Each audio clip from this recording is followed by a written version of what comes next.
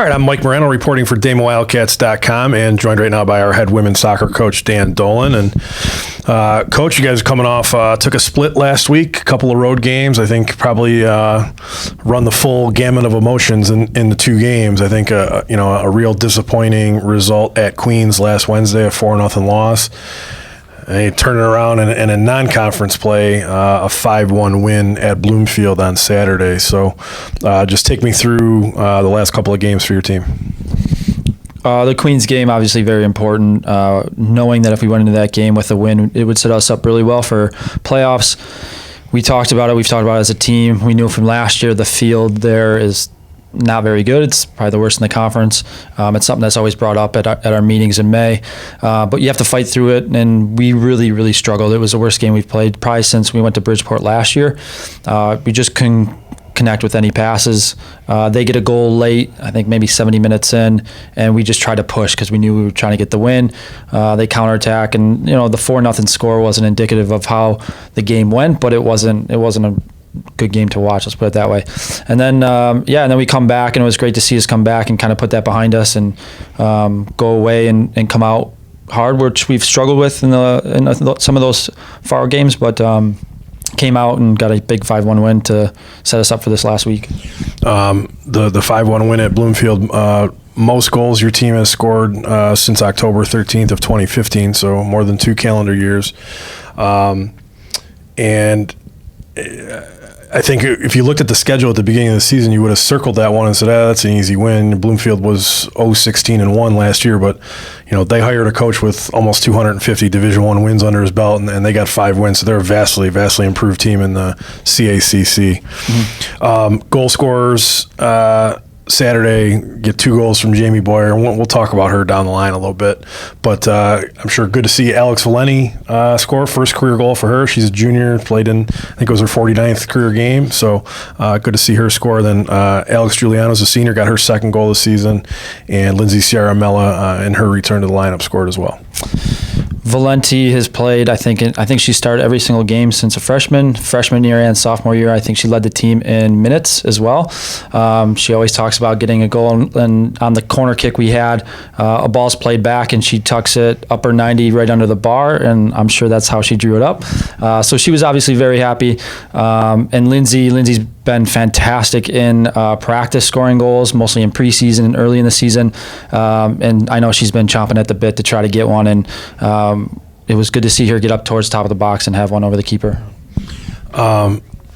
Before we get to, we're going to run through the conference tournament scenario, but Jamie's 2 goals is third multi-goal game of the season for her. She's got 11 goals on the season now. She's in the top 3 in the league in goals and points.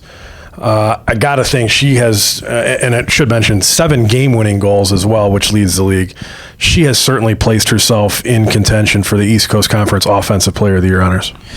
Yeah, with 8 wins and 7 of them hers are game-winning goals. I think if we can get into the playoffs, I think she's obviously in the discussion for MVP for the whole conference. So, like we've talked many weeks, how much she's improved and how well she's done. And, people always ask, like, when people outside of Damon ask about Jamie, I think, the thing I always say about Jamie is she's such a great kid too.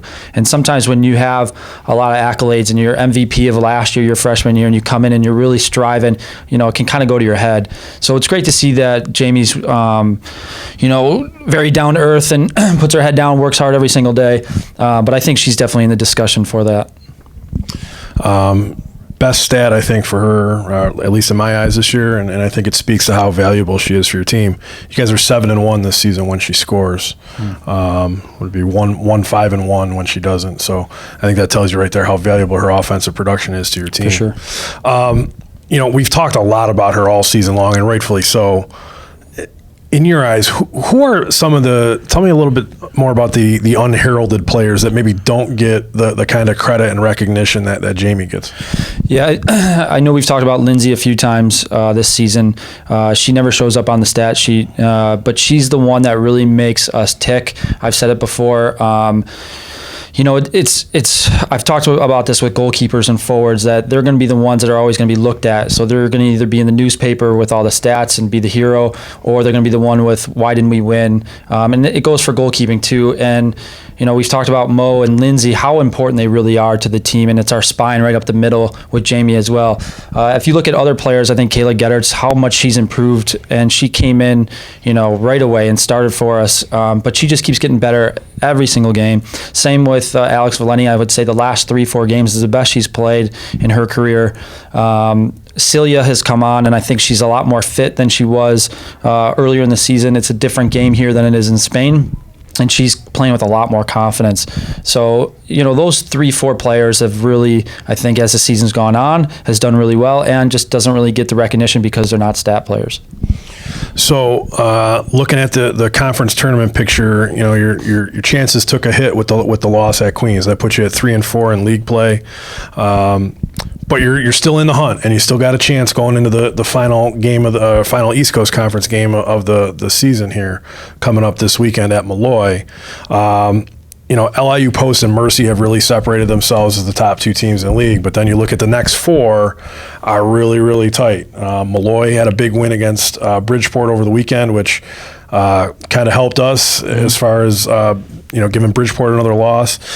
So Malloy sits right now in 3rd. They've got 12 points. Bridgeport sits in 4th with 10, and then it's us and NYIT kind of tied for 5th with 9. So obviously we need a win Saturday at Malloy and some help in some of the other games this week. But what do you see when you look at that kind of jumbled? Sure. Yeah, it was me watching the stat line while we're playing in our game just to see how Malloy was going to do against Bridgeport. We needed Malloy to win. And then we got, in overtime, and then we got some help with NYT losing in overtime too against Queens. Queens really turned it on the last week or so. We have to win the game. It comes down to that. It is our playoff game. It's our first playoff game, if you want to look at it that way. And then we have to get some help. And Bridgeport goes to LIU, and we all know how good LIU is. So we're hoping, hopefully that works out in our favor. If NYT, they play tomorrow and they play Sunday, if they struggle in those 2 games and, Bridgeport loses and we win, we could be even looking at 3rd. So, I don't want to get too carried away with it. For me, it's just coming down to we've got to go to Malloy and we've got to get a result. And then if it's all meant to be, it's going to work out for us. Yeah, you got a whole slew of different tiebreaker scenarios. So I don't know if it's really worth for you really delving into it. I think that's more my job for putting the information out there and stuff. So I still have to do that this week. But a win Saturday would tie us point wise with Malloy. We would have the head-to-head tiebreaker with them. We already have the head-to-head tiebreaker with Bridgeport if we end up tied with them. Yep. The one caveat in there is that NYT would have a tiebreaker over us, but you could have 2 3-way ties or 4-way tie. Who knows what's going to happen here in the last week of the season. It's great. Yeah, and I think it's great that, we talk about at the beginning of the season, where do you see yourselves? And I know you were talking about such a great September that we always talk about competing as a team, but to have a chance on the last day to play for playoffs, I think is just great to see how far we've come, and the future looks bright. Yeah, absolutely. 8-6-1 overall. The team is heading into the last East Coast Conference game of the season this Saturday at Malloy. As we talked about, big implications in that.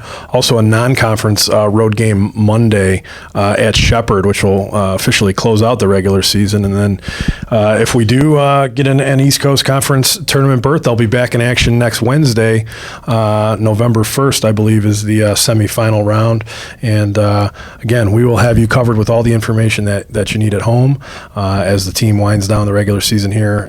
Just check us out at DamonWildcats.com. Coach, best of luck. Thank you.